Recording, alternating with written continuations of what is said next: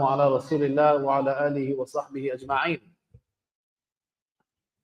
Mawlana Kamil Uddin was born and raised in the Chicagoland area. He completed the memorization of the Quran while in high school, and then enrolled in the Alim program at IIE. And then he completed a formal Alamiya degree. After graduating in 2011, he began educating students in the Alim program for 4 years. He has a special interest in tafsir, ulum al-Quran, and has regularly been teaching courses in the department of tafsir at the Department of Quranic Studies and Recitation at Darul Qasim since 2014. Additionally, he has completed a BA in Organizational Leadership from Benedictine University and a Master of Library and Information Science from Dominican University. And if you're wondering, how come this guest speaker is almost as good looking as our Imam? It's because he is my brother. So without further ado, Mawlana Kamil Uddin. Mawlana Kamil, if you can please start off by discussing how does the translation of the Quran relate to translating the Quran? You can use this.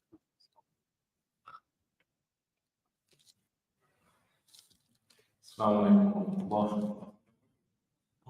think I have to turn it on. Bismillahirrahmanirrahim. Bismillah, alhamdulillah, wassalatu wassalamu ala rasulillah, wa ala alihi wa sahbihi wa man wala, wa علمتنا وزدنا علما ويسر ولا تعسر بالخير وبك نستعين فتاح خيرا to Imam Oscar. I know people are tired today, had a long dua. After that, just want to relax, chill out for a little bit. So I'll try to make my answers brief and upbeat so that everyone can be benefit. As even though the month of Ramadan is coming to a close, we want to take part of it with us as it parts from us. The topic is introduction to translating the Quran, and the question that Imam Oscar asked is a great start because where you talk about, okay, what is the Quran? Before we get to translating it, before we get to understanding it, what is the Quran? And it starts with revelation, right? The Quran speaks about itself. وَإِنَّكَ لَتُلِي الْقُرْآنِ right? That the Quran is given to Nabi sallallahu alayhi wa sallam. There's a talaqqi, and it comes to Nabi sallallahu alayhi wa sallam. So this revelation of the Quran to Nabi sallallahu alayhi wa sallam's heart over a span of 23 years is very specific. And you can't describe it. How can you describe something to someone who has never experienced it? I'll give you an example. It's like trying to describe colors of a blind person. Someone who has never experienced that, it's going to be difficult for them to conceptualize. And so revelation is closed to all of us. We are not Anbiya, we are not prophets. But Sallallahu Alaihi Wasallam experienced revelation, experienced wahi coming to him.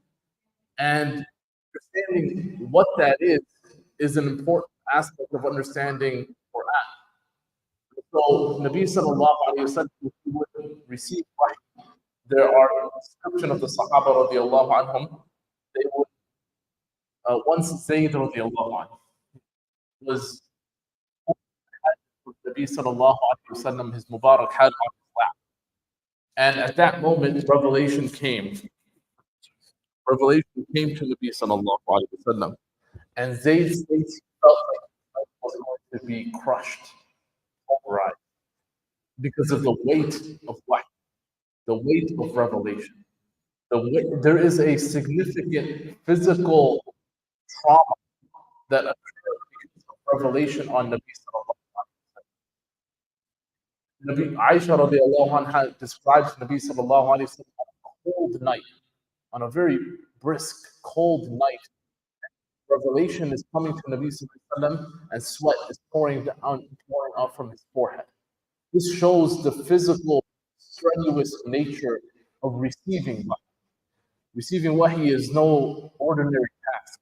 Once Nabi sallallahu alayhi wasallam received wahy while he was writing a and that mount had to kneel because of the sheer weight of wahy.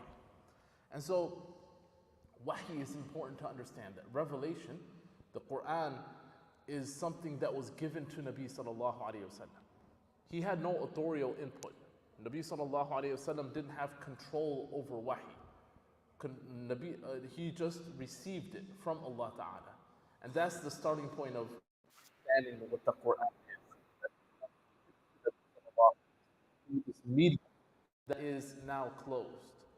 And so from there, inshallah, we'll go on to the other questions. Jazakallah khairan. We had Sister Jasenia and her husband give her shahada yesterday. And she said, I do have some doubts though about entering Islam. I do have one doubt, and one reason why I'm hesitant. I said, go ahead, sister, what is it? She said, I don't understand the Quran.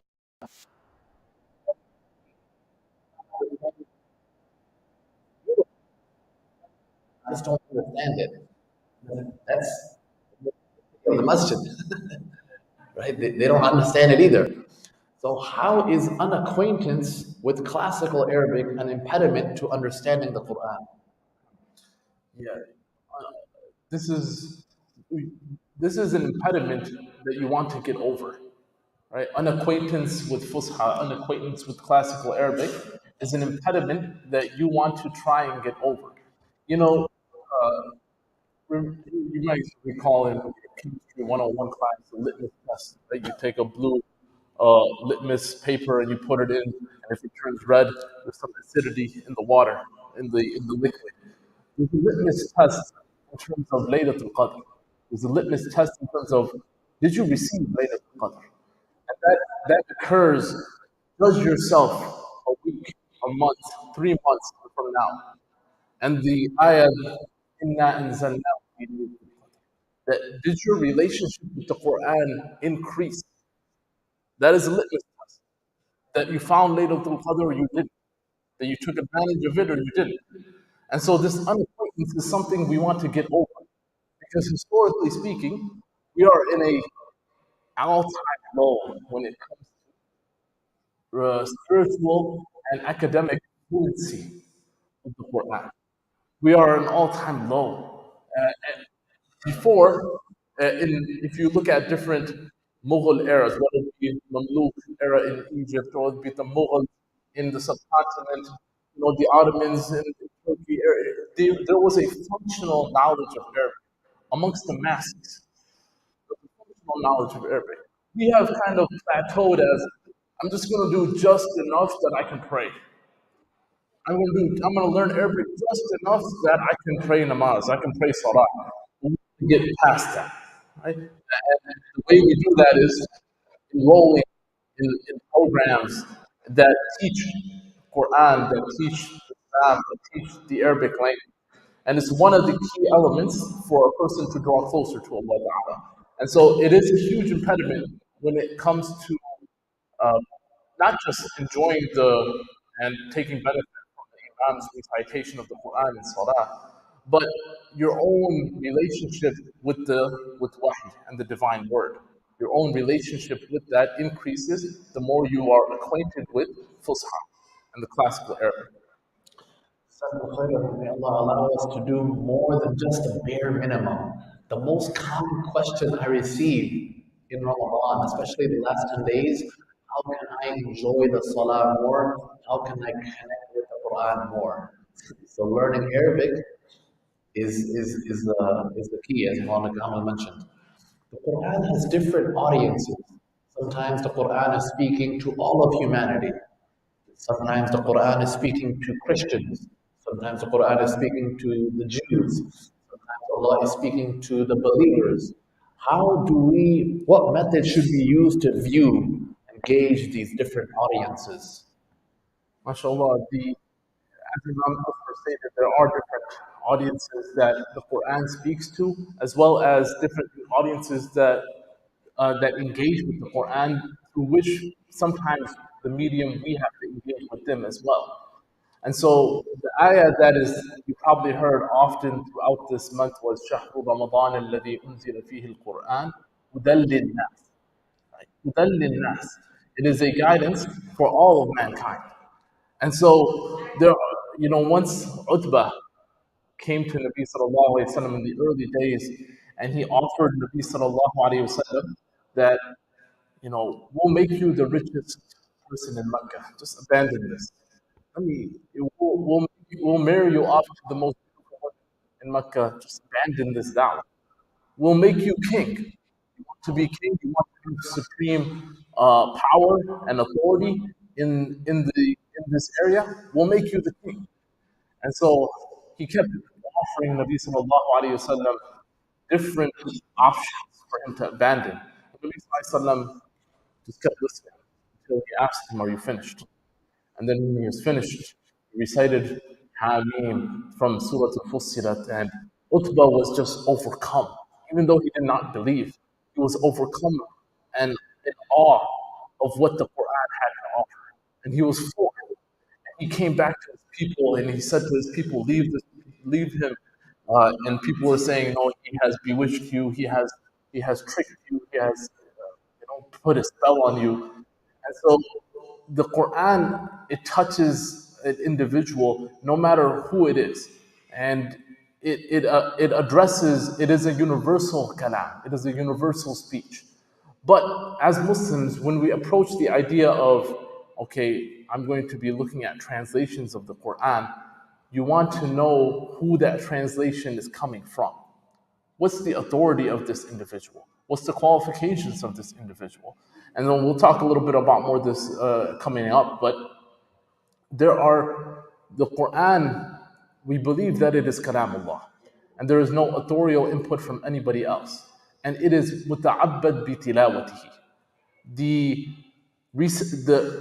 recitation of the Quran is an ibadah itself.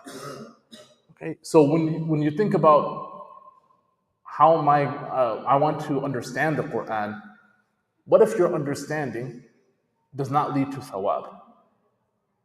This is a real question. What if your understanding does not lead to reward? There's a guarantee of reward by tilawah, right? Muta'abbad bi tilawatihi. So if you think that you can just sidestep reciting the Quran, I don't need to recite it. I'm just gonna read the translations. I'm just gonna read the English translation or the Urdu translation or the Farsi, whatever language you speak. I'm just gonna read the translations. You're doing yourself a disservice. You have to come to the Quran on its terms, not your terms. And it is muta'abbad bi tilawatihi. It is, the ibadah is in its recitation, in its Arabic medium recitation. بِلِسَانٍ عَرَبِيٍّ مُبِينٍ. And so you start there. Imam Asr stated, we don't want to settle for just the lowest threshold, but you still have to meet that lowest threshold. You can't sidestep that and thinking that you can get to the fahm, the understanding, the translation of the Quran without reciting. And that brings to a question to you. What should you devote your time to? If reward is the end goal, right? Reward is the end goal. You want your tilawah, you want your relationship with the Quran to count on the Day of Judgment. Right? That's the main utility of the Quran. وَفِي الْقَبْرِ مُؤْنِسًا is the dua that Imam Asfar recited. That in the grave it is your companion. In the grave it's your companion. وَعَلَى الصِّرَاطِ نُورًا, and on the bridge it's your guiding light. وَمِنَ النَّارِ سِتْرًا وَحِجَابًا. Imam Asfar was stating this, that from the fire it is your barrier. You want the Quran to be your means of judgment there. Don't fall into the trap of this pseudo-intellectualism that I'm just going to understand the medium of the Quran. This is what non-Muslim academics and Orientalists have fallen prey to. They go into, even Muslims in these spheres, they go into this agnostic detachment of the Quran. You have to first come to the Quran by recognizing that it is kalamullah. That recognize that this is the speech of Allah, then you can do everything else. But if it's on this, I'm just going to approach the Quran as if it's just some ordinary scripture, if it's just some cultural book, some heritage legacy, then you will fall prey to the trap that Shaitan has placed here. And that is, you might get some understanding of the Quran, but when it comes time for it to benefit you, وَفِي الْقَبْرِ مُؤْنِسَةً, when it comes time to benefit you in the grave, it won't be there. When it comes time to be your light, on the bridge over Jahannam, it won't be there. Right? So do you want your tilawa and your relationship with the Quran to count there? Then it will, when you understand the rules of that world, the rules of this world start to make sense. You understand how the akhirah works, then this world starts to make sense. Jazakallah khairan, Mawlana Kamil, for discussing the importance of being able to recite the Quran in the Arabic language. MashaAllah, we have Brother Ali Bakri here, who is a convert, MashaAllah, and was gone to Umrah with us. We have Brother Ibrahim, MashaAllah, here, who is not only did he become a Muslim, but he is motivating several other Latino Muslims. We have Sister Aurora, who is performing i'tikaf, MashaAllah, the full 10-day i'tikaf with us. So we have several converts in our masjid, MashaAllah. That being said, sometimes some of our convert brothers and sisters, they become Muslim for 20 years, 30 years, and they just stick to the English language when they're reading the Quran. They just got to take that first step. And they will be, as long as we keep improving every day, and there's no excuse for the convert brothers and sisters, or for the brothers who don't know how to read, because we do have Hafiz Haditha here available to learn how to read the Quran. Okay, so there's no excuse for us. And Brother Chad as well. I see Brother Chad here. Several converts. And if your schedule doesn't mesh well with Hafiz Haditha's schedule, there are teachers online that you can learn the Quran from, learn how to read the Quran. So there's no excuse. This is not just for converts, but for born Muslims as well. If you don't know how to read the Quran, resources are available. Why was Ibn Abbas called Tarjuman al-Quran? MashaAllah, Ibn Abbas radiallahu anhuma is a great Sahabi, and he was called Tarjuman. That was his title, Tarjuman al-Quran. And if we think about Tarjuman, it means translator, but he wasn't translating the Quran, right? He didn't translate it from Arabic to Hebrew or from Arabic to another language, but he was still called Tarjuman al-Quran because he brought an understanding to the Quran. He connected people. If I were to write a paragraph on the board and I ask you to reword that paragraph, and I give you 10, 15 minutes to reword that paragraph in your own words, if someone just wrote down the exact same thing, would we say understanding occurred?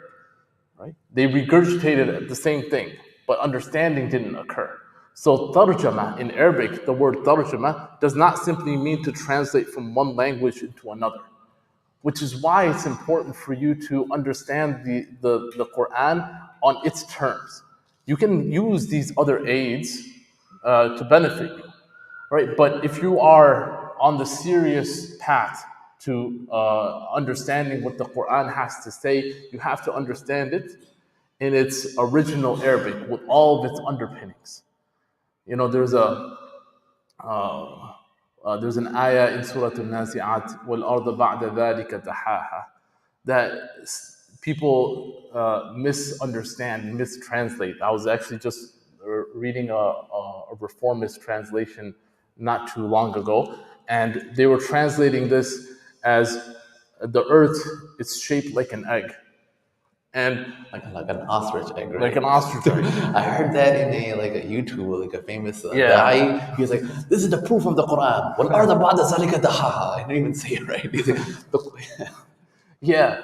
And so when you think about it, where did this mistake come from? It comes from not understanding the Arabic word. The word daha means to flatten, but what this person did, he probably just looked at a translation of Arabic to English, and he just like, it means egg, or it's an ostrich egg. But the word, it stems from this, that when an ostrich makes its nest, the ha, it flattens the nest in order for it to lay its eggs. It's called adhiyatun ni'am, right? The place is called the ostrich egg is, and so not only have they, if you just think about it, they didn't even translate it as a verb. They added a harf tashbih, right? A like that's not even mentioned in the ayah, and so there are so many mistakes with just that translation, and so Ibn Abbas, the question is about him. The Quran states that you cannot sidestep the understanding of the previous generations in order to understand the Quran. فَإِنْ آمَنُوا بِمِثْلِ مَا آمَنْتُمْ بِهِ فَقَدْ اهْتَدَوْا. You will only truly believe if you believe like how the Sahaba believed, radiyallahu anhu. Then you will have hidayah. فَإِنْ آمَنُوا بِمِثْلِ مَا آمَنْتُمْ بِهِ فَقَدْ اهْتَدَوْا. You cannot sidestep and say, okay, I'm going to just abandon the research and the contribution of all this. Now I have the understanding of the Quran. That's a recipe for disaster. It's a recipe for failure. This is if in these modernist or translations or these reformist translations, I remember reading a section in the introduction that stated, "Do we need Muhammad to understand the Quran?" So first they'll try to remove the Sahaba from the picture, because that's how they are able to put in these false interpretations, these false claims about the Quran. And then when they're able to, they call themselves Quraniyun. These people, they call themselves Quraniyun, meaning Quranists. But what are they really? Hadith rejectors, right? Munkirul Hadith. That's what they truly are. They want to remove Nabi sallallahu alayhi wasallam from the picture so that they could come to this false understanding. They want to remove the Sahaba radiallahu anhu from the picture so that they could come to this false understanding. And so we as Muslims, or Ahlul Sunnah wal Jama'ah, we understand that putting Nabi sallallahu alayhi wasallam and the Sahaba at the forefront of this understanding is important. And so Nabi sallallahu alayhi wasallam, he himself made dua for tarjuman al-Quran for Ibn Abbas by saying, Allahumma faqihhu fi din wa allimhu ta'wil. That Allah grant Ibn Abbas understanding, fiqh of the deen, wa allimhu ta'wil, and teach him the art and the science of interpretation. And so we as Muslims don't want to subvert ourselves into the picture and essentially destroy the intellectual milieu and heritage that was left behind for us to benefit from. Jazakallah khairan. What are the qualifications for tafsir and tarjuma? All of us love the Quran. We all love reciting the Quran. We like talking about the Quran, the stories of the Quran. But is there a red line in regards to tafsir and tarjuma? Is there any qualifications that are needed? Yeah. So let's start with this, that tarjuma, translating the Quran, is an extension of tafsir. Right? These are not two isolated things. Tarjuma, translating the Quran, is an extension of tafsir, because you're taking the words in Arabic and you're explaining them. And so it's an extension. And there are many qualifications. Amongst them, I'll break it down into three. The alat, which are the instrumental sciences. So you need to have the instrumental sciences of nahu, sarf, balagha, mantiq, Arabic morphology, Arabic rhetoric, Arabic grammar, Arabic philology, logic, etc. These are all instrumental sciences for a person to be able to engage with the Quran. And then there are what we call the aliyat, the Islamic sciences, the upper level Islamic sciences, which are kalam, theology, aqidah, hadith, tafsir, fiqh. All of these are important to understand in order to understand the Quran, because it appeals and it touches upon all of these ulum and sciences. And then the third is dhatiyat. Think about the morals and ethics of the person that you are taking this understanding from. Are they actually practitioners of the deen? Do they love your Habib? Nabi Muhammad sallallahu alayhi wasallam? Do they have the same care for the akhirah and concern for the akhirah that you want to have? So take this into consideration, all three of these facets, when deciding whether or not you want to take an understanding of the Quran from the person that is either writing or speaking in before you. Jazakallah khairan. I do see some youth here, and some of our youth are involved in teaching the youth. There are some youth here who teach Sunday school or they teach at certain universities in their MSA. So those of you who teach at MSA, where if you give khutbahs, the Prophet ﷺ said, "Man qala fil Qur'ani bighayri ilmin." If you say anything about the Quran without proper knowledge, without the proper qualifications, فَلْيَتَبَوَّأْ مَقْعَدَهُ فِي النَّارِ. Let you take your seat in the fire. Be very careful if you're giving khutbahs, if you're talking about the Quran without the proper qualifications. Regarding that, I just have like kind of a funny incident. Once I had a friend who's also a convert, became Muslim because he started dating a Muslim girl. And so this is an example. They reminded me of the hadith that it's an extension of what Imam Asr was referring to, that whoever speaks about the Quran, فَإِنْ أَصَابَ فَقَدْ أَخْطَأَ. That even if he's right, he's still wrong. Even if he happens to be right, he's still wrong. فَإِنْ أَصَابَ فَقَدْ أَخْطَأَ. If he doesn't have the qualifications, similarly, it's not like, okay, this person became Muslim because he dated a Muslim girl, that we're going to allow make dating haram in the means that it was. No, even if something happened, okay, alhamdulillah, this person is Muslim now, but the means is just as important as the end, right? The means to something is not, you can't just say, okay, I'm just going to focus on the end result. The means is also important as Muslims. The way that we do, the way that we come to salah, the way that we approach salah, the way we understand the Quran is important. And so this is a dangerous hadith that Nabi sallallahu alayhi wasallam predicted, that even though this person might have said something that was right, فَإِنْ أَصَابَ فَقَدْ أَخْطَأَ, he's still wrong. Right? And I know, alhamdulillah, it's great that more and more youth are giving khutbahs, but when you take the mic without the proper qualifications, the mistakes you make are going to be recorded, one, and people are going to witness it, and they're going to be like, why is this guy giving khutbahs? I remember one young guy, he was giving khutbah, and he said, he was praising Aisha radiallahu anha, so he said, Aisha radiallahu anhu.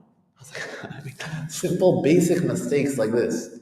It becomes public, unfortunately. You want to make your mistakes under the guidance of a sheikh, under the guidance of someone older than you, someone who has more knowledge than you, and get his permission to speak first and foremost before you start thinking too full of yourself.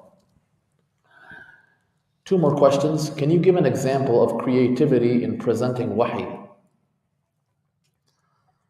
Yeah. It seems like, this is a good question, because it seems like, we're trying to box you guys in terms of like limit what you can do. That's not what we're trying to do here, right? As Muslims living in a non-Muslim land, you're naturally going to be involved in da'wah simply by being Muslim.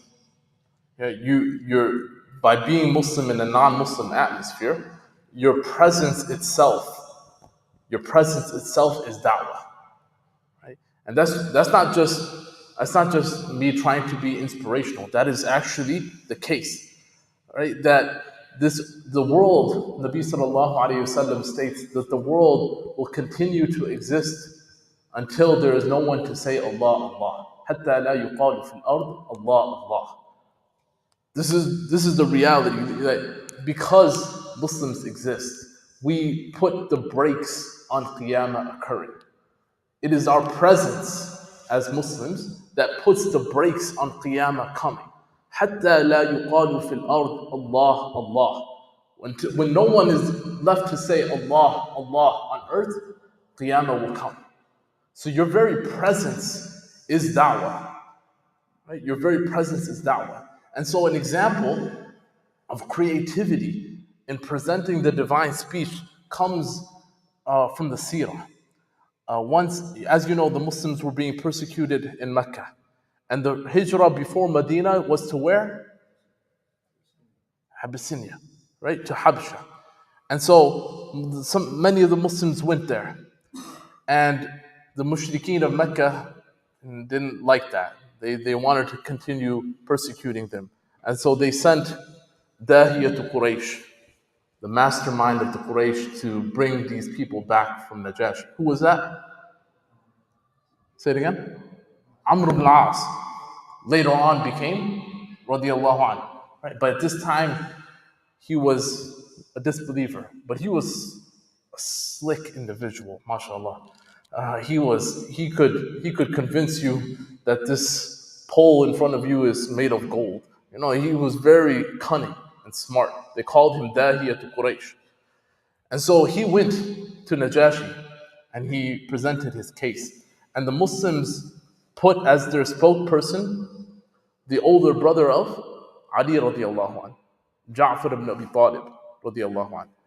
And Ja'far radiallahu anh creatively presented wahy to this Christian at the time Ethiopian king.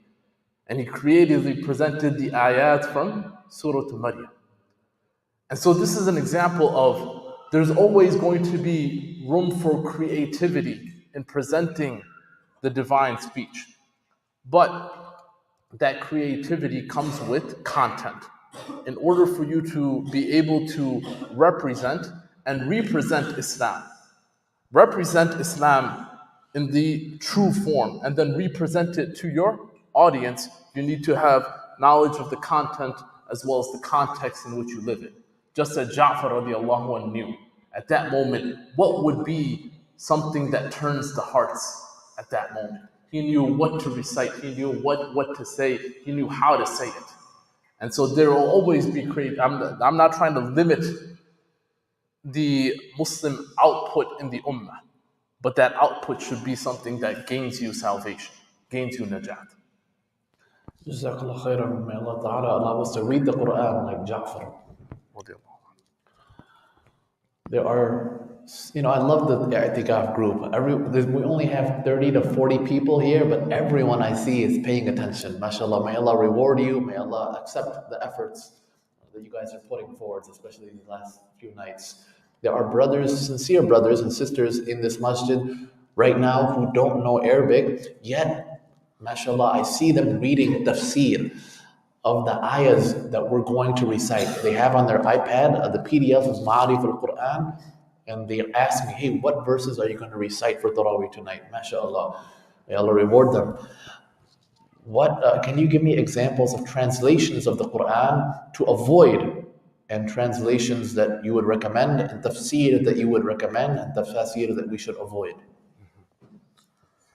MashaAllah, this is always a common question in Ramadan, as well as people want to draw closer to the Quran. And you can see, there is a pedagogy, right? They say, you know the word tarbiyah in Arabic, you've heard it before. What's it oftentimes translated as? Upbringing, nourishment, nurturing, right? But when you look up tarbiyah in Arabic, it refers to وصول الشيء إلى كماله تدريجا. For something to reach its perfection gradually. وصول الشيء إلى كماله تدريجا. That's what tarbiyah is. That you want to, there's no quick fix scheme, right? There's no, I can't tell you of a book or an article or a series that now you're going to understand the Quran in the blink of an eye. Think about it. It took the heart of Nabi sallallahu alayhi wasallam, a heart that has not sinned, a heart that is pure. It took his heart 23 years to receive the Quran. And then you have these courses that say, oh, memorize these words and you'll understand 80% of the Quran. It's a joke. It's a disgrace. It's a disservice. Right? The Quran is bahrun la sahila lah. It's an ocean without a shore. It's an ocean without a shore.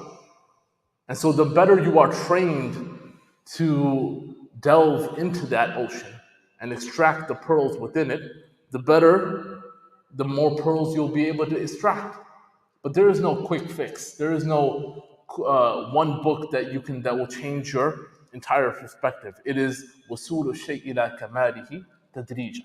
It is a process. It's a gradual process. And so, some things to avoid. Look at the qualifications. Right? Sometimes I remember there was an individual. Another imam was telling me that a random person came and he put translations of the Quran in his masjid. Another imam at a different masjid, and so when he looked through it, he noticed that this was of the Qadiani sect. Right? And so they try to claim that that if we say the word Qadian, that's a slur, but it's just a town. Right? Qadian is just a town, in northern India, where this false prophet claimed that he was the Messiah. He was from. Right? They called themselves Ahmadi. We won't call them Ahmadi. We will call them. That's kalimatu haq urida biha al-batil. Like those people that call themselves Quraniyun, Quranists, it's a good term, it's a catchy term. I follow the Quran. But what's the underpinning there? Kalimatu haq, it's a true word, urida biha al-batil, but it's a false intention behind it. Right? And that is that to remove Nabi sallallahu alayhi wasallam for the picture. And so these people try to call themselves Ahmadi in lieu of min ba'd ismuhu Ahmad in Surah Saf, but we don't call them that. They are who they are. And so if you look at some of their translations, there's a famous translator of there called Muhammad Ali Lahori. Those of you that are from Pakistan have probably come across this translation before. He has a translation of the ayat in Surah Al-Ma'idah that speak about Isa alayhi salam and his eventual nuzul and return. And he has two editions to this book, to this translation. In the first edition, he has like this long footnote praising Mirza Ghulam Qadiani. And then in the second edition, that's gone because he reneged and he kind of went against him. And so that's what happens when you look at a translation, look at who the person is and get it checked by someone. Get it checked by Imam Asfar. Get it checked by someone who knows and is experienced. And if one translation is going to be perfect, right? I can recommend Ahmed Zaki Hamad's translation. It's a good translation, the Glorious Quran. It's some of the more earlier translation of Abdullah Yusuf Ali, Marmuru Pickthall. They're good as well. Some of the words may be archaic, but they're for the most part accurate. No one translation is going to do it. And what's better than a translation is person-to-person reception of the Quran. Right? Nabi sallallahu alayhi wasallam took it from Jibreel alayhi salam. None of the Sahaba took the Quran from a book. They took it from Nabi sallallahu alayhi wasallam. And so the person-to-person human institution of knowledge cannot be escaped. Right? That will always be the primary. The written transmission is an aid. It's a supplement. The oral transmission is the primary. That will always remain. So those are some general guidelines when choosing a translation. Jazakallah khairan, Mawlana Kamil. It's a very important question to answer. I remember there was I don't know if any of you have heard of the Sahih International or Dr. Muhsin Khan translation. It's pretty good. It's a literal, word for word. It does a good job literally translating the Quran. I believe it was either that one or the Sahih International, where Surah Al-Fatiha they translate as Sirat al-Ladina an'amta alayhim, the path of those whom you have favored after guiding us to the straight path, not the path of those whom you have earned your anger, غَيْرِ الْمَغْضُوبِ عَلَيْهِمْ وَلَا الضَّالِّينَ, nor of those who have gone astray. And then it said, مَغْضُوبِ عَلَيْهِمْ, parentheses, Jews, وَلَا الضَّالِّينَ, parentheses, Christians. There is a hadith about, the Prophet was asked, but there are some people, they read that, مَغْضُوبِ عَلَيْهِمْ وَلَا الضَّالِّينَ, and they think, oh, it must be them, and it can never be me. That's the benefit of going to a teacher and realizing that, hey, مَغْضُوبِ عَلَيْهِمْ can be you and I. وَلَا الضَّالِّينَ can be you and I as well. So Jazakallah khairan for sharing that. I'm going to open it up now for the next 5-10 minutes for Q&A. We'll have one question for the brothers and one question from the sisters. Sisters, if you have any questions, you can raise your hand or text myself. So any questions? Yes, Hafiz, Adis. This is actually not very relevant, but it's almost part of what you're talking about. What dictionary can we use that, when we move past hands, can we use for those more Arabic to Arabic translations? Can you repeat the question for the people listening online? Sure. So House Disa asked a question in terms of how many of in this room knows Hans Ware Arabic dictionary? Raise your hand. Hands or Hans Ware. There's a few. There's a few here.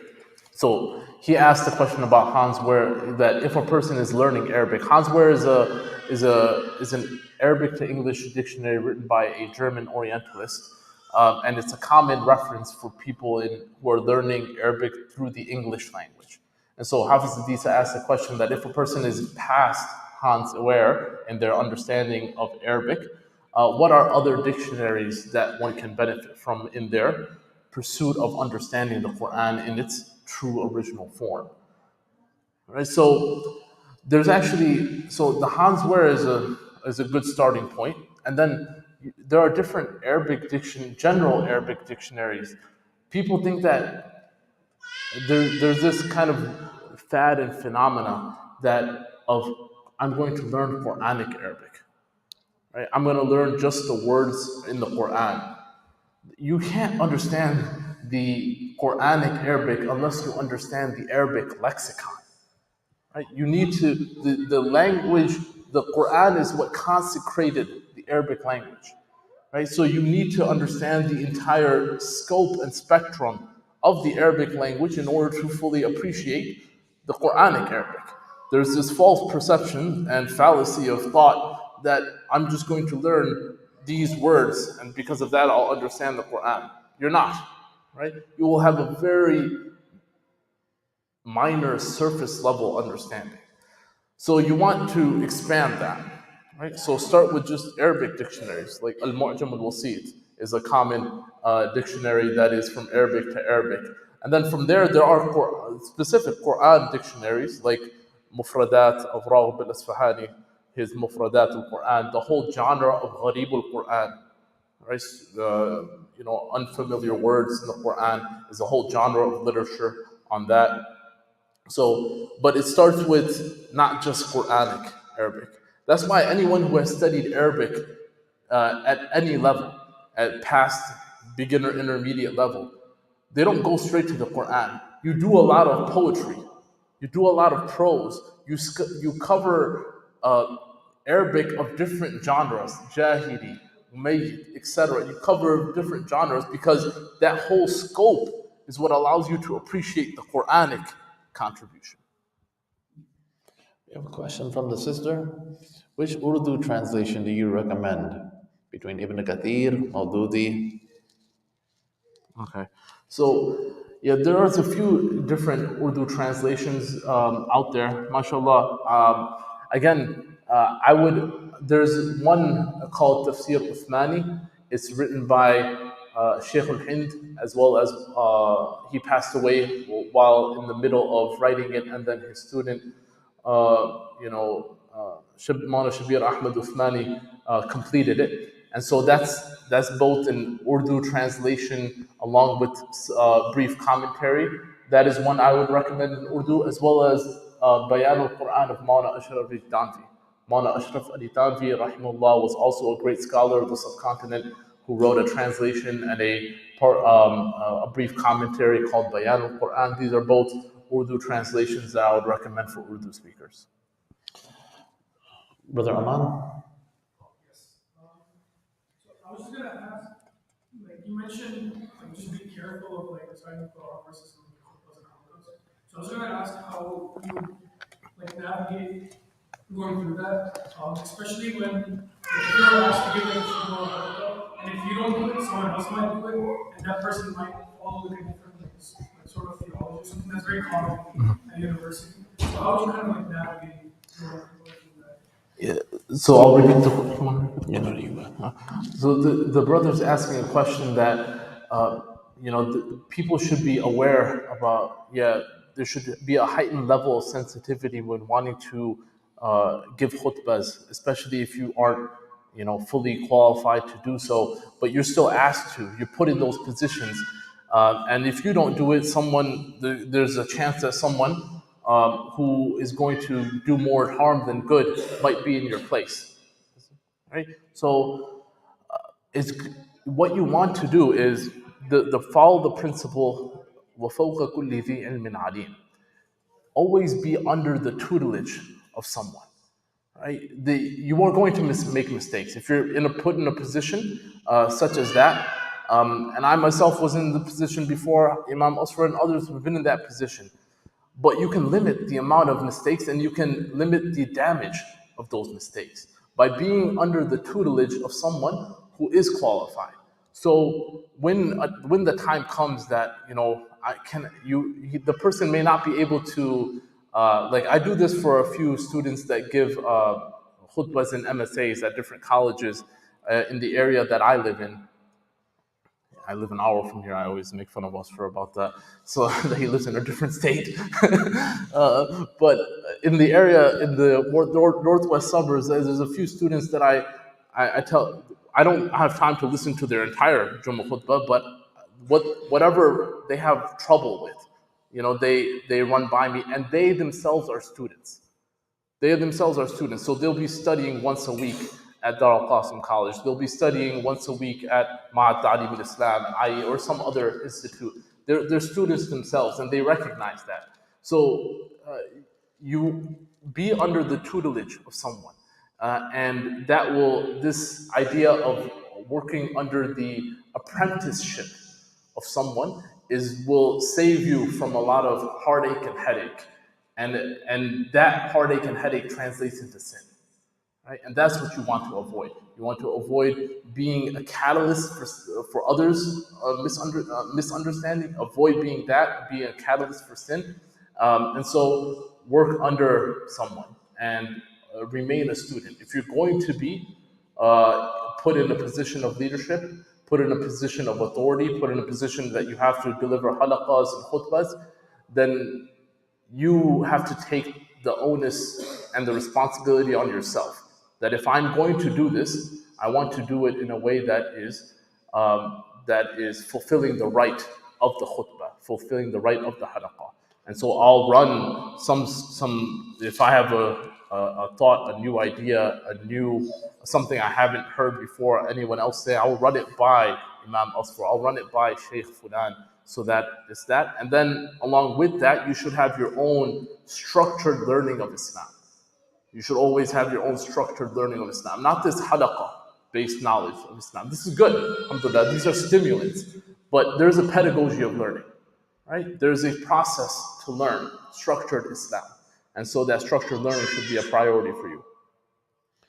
I can sometimes tell the difference when youth who are under a scholar, when they give a khutbah or when they give a talk, versus youth who, they don't have a sheikh.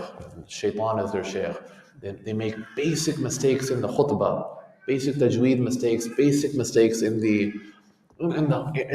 though they stick to the short Arabic sunnah khutbah, they make several tajweed mistakes.